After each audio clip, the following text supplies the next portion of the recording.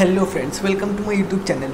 তো এখন আমি দেবের একটা আপকামিং মুভি নিয়ে কথা বলবো, যেটা টিজার আসার পর থেকে কিন্তু যতক্ষণ টিজারটা ইউটিউবে ছিল বিশাল বড় কিন্তু একটা রেকর্ড করেছিল এবং ঝড় তুলে দিয়েছিল।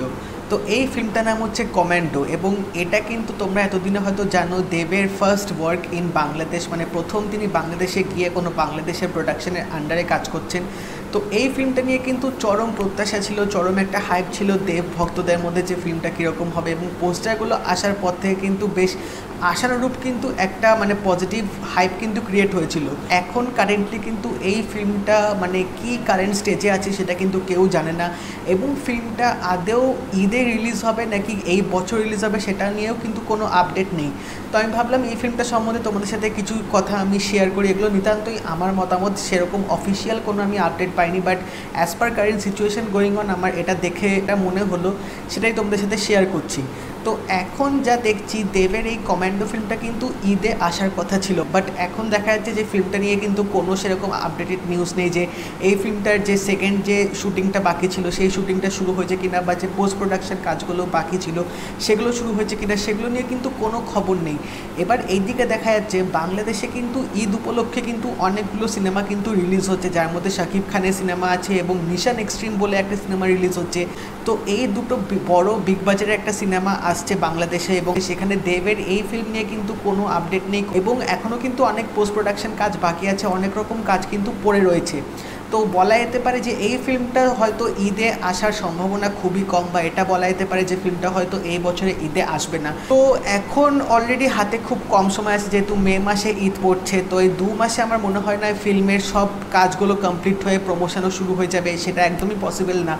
এবং বলা যেতে পারে যে এই ফিল্মটা যদি ঈদে না আসে তাহলে কি আদৌ এই বছরে রিলিজ হবে, কারণ এটা কিন্তু ঈদে টার্গেট করে কিন্তু ফিল্মটা মানে বানানো হয়েছিল, যাতে একটা হিউজ মানে উইন্ডো পাবে, অনেক সপ্তাহ চলবে, তাহলে মানে ফিল্মটা ভালো হিট হবে।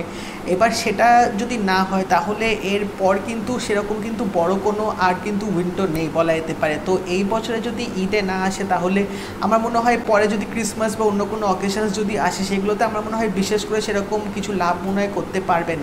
তো খুব সম্ভবত এই বছরে যদি কমান্ডো না আসে তাহলে আমার মনে হয় তারা টার্গেট করতে পারে 2022-এর ঈদে হয়তো রিলিজ করার জন্যে।